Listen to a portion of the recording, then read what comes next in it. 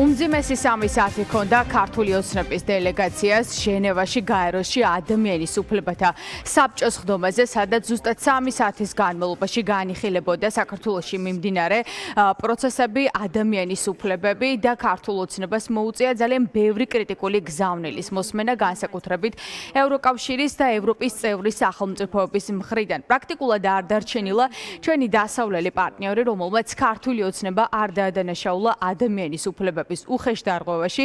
ყველას მაგალითად მოჰყავდა 2024 წლის საპარლამენტო არჩევნების შემდეგ ნოემბერ-დეკემბრის აქციები, როგორ იყენებდა ქართული ოცნება არაპროპორციულ ძალას მშვიდობიანი დემონსტრანტების წინააღმდეგ და პირდაპირ შეიძლება ითქვას, რომ ევროპის ყველა სახელმწიფო დეტალურად არის ინფორმირებული საქართველოში მიმდინარე პროცესებზე, როგორ უსწორდებოდა არა მხოლოდ ჟურნალისტებს, ასევე სამოქალაქო საზოგადოებას, ასევე პოლიტიკოსებს ქართული ოცნება, როგორც ძალის გამოყენებით აქციების დროს, ასევე საკანონმდებლო კანონებით, რომელსაც იღებდა ქართული ოცნება იმისთვის, რომ შეევიწროებინა სამოქალაქო საზოგადოება და პოლიტიკურად მოტივირებული საქმეების შეეკერა საკუთარი ოპონენტების წინააღმდეგ.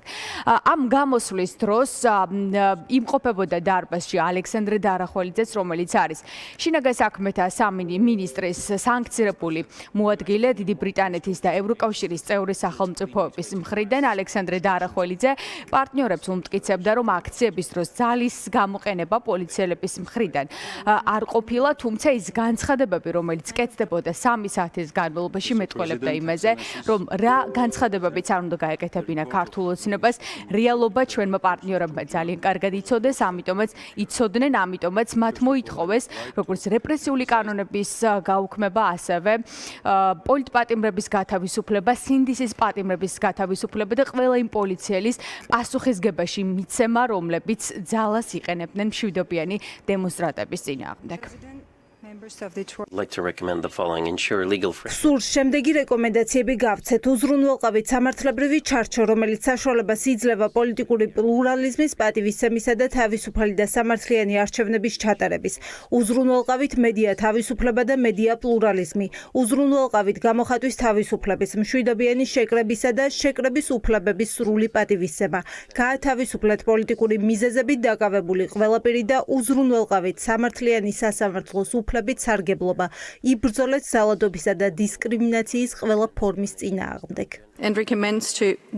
ჩვენი რეკომენდაციაა, რომ საქართველოს დემონსტრანტების წინააღმდეგ ძალის გადამეტების შემთხვევები გამოიძიოს და დაზარალებულებისთვის სამართლიანობა, კომპენსაცია და რეაბილიტაცია უზრუნველყოს.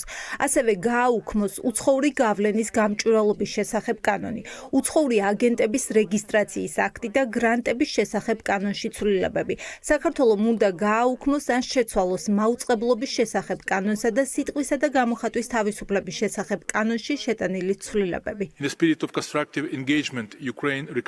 კონსტრუქციული ჩართულობის სულისკვეთებით ჩვენი რეკომენდაციაა, რომ საქართველოს გააუქმოს უცხოური გავლენის გამჭვირვალობის შესახებ კანონი და უცხოური აგენტების რეგისტრაციის აქტი, გაათავისუფლოს ყველა პოლიტპატიმარი, გააუქმოს საჯარო სამსახურის შესახებ კანონში შეტანილი რეგრესიული ცვლილებები და სამართლებრივი ჩარჩო ადამიანის უფლებების საერთაშორისო სტანდარტებს შეუსაბამოს.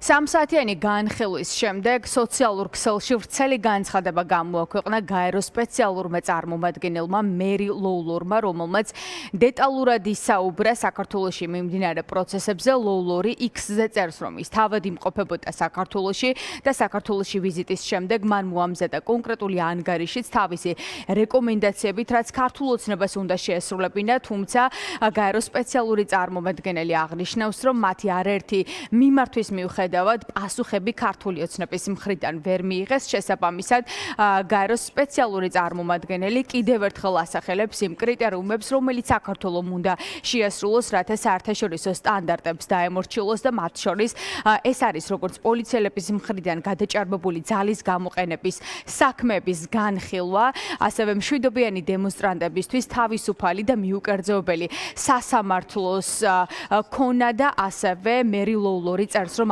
აუცილებელია გაუქმდეს რეპრესიული კანონები. ის ახსენებს როგორც გრანტების შესახებ კანონს, ასევე ამერიკულ ფარას, რომელიც ქართულ მოოცნებამ ქართულ რეალობას მოარგო და რომელიც თავიდან ბოლომდე ემსახურება სამოქალაქო საზოგადოების შეზღუდვას და მათ გაჩუმებას. შესაბამისად კრიტიკით დასრულდა გაეროს სხდომა ქართული ოცნებისთვის და ახლა საინტერესოა როგორ უპასუხებს ბიძინა ივანიშვილის რეჟიმი ჩვენი პარტნიორების მორიგ კრიტიკას და იქნება თუ არა რაიმე კონკრეტული ან შემხვედრი ნაბიჯები ამ რეკომენდაციების შესასრულებლად.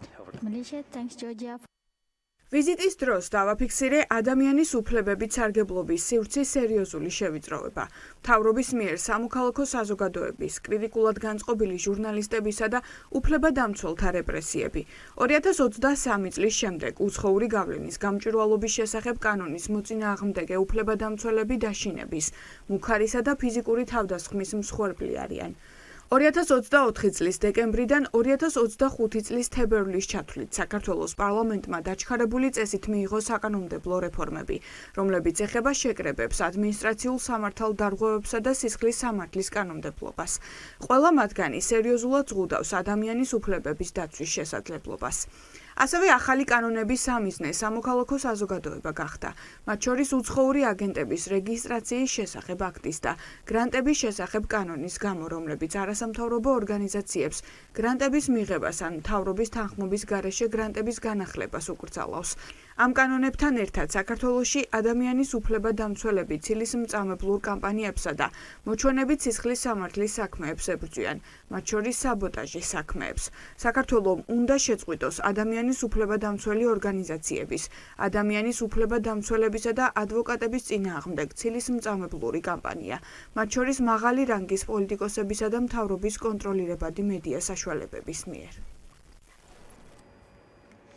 ქართული ოცნების დელეგაციას ჟენევაში ადამიანის უფლებების საბჭოში საქართველოს შესახებ განხილვის დროს პირდაპირ თქვეს, რომ ქართულმა ოცნებამ ქართული ოცნების პირობებში ქვეყანამ დემოკრატიული უკუსლა განიცა და განსაკუთრებით 2023 წლის შემდეგ, როდესაც ქართულმა ოცნებამ უარი თქვა ერთი მხრივ დამდგარიყო საერთაშორისო საზოგადოების გვერდით რუსეთის წინააღმდეგ და მეორე მხრივ 2024 წლის აქციები შემდეგ, როდესაც ქუჩაში ადამიანები გაყალბებული არჩევნების და ახალი არჩევნების ჩანიშვნის მოთხოვნით გამოვიდა, რადგანაც ქართულმა ოცნებამ გამოიყენა არაპროპორციული ძალა, დაშინება, შანტაჟი არა მხოლოდ ქუჩაში გამოსული მშვიდობიანი დემონსტრანტების, ასევე ჟურნალისტების და ოპოზიციონერი ლიდერების წინააღმდეგ. შესაბამისად, ბუნებრივია ეს ფაქტები არ დარჩენილა უყურადღებოდ ჩვენი პარტნიორების მხრიდან და შესაბამისად 100-ზე მეტი გამომსვლელი, რომელიც გუშინ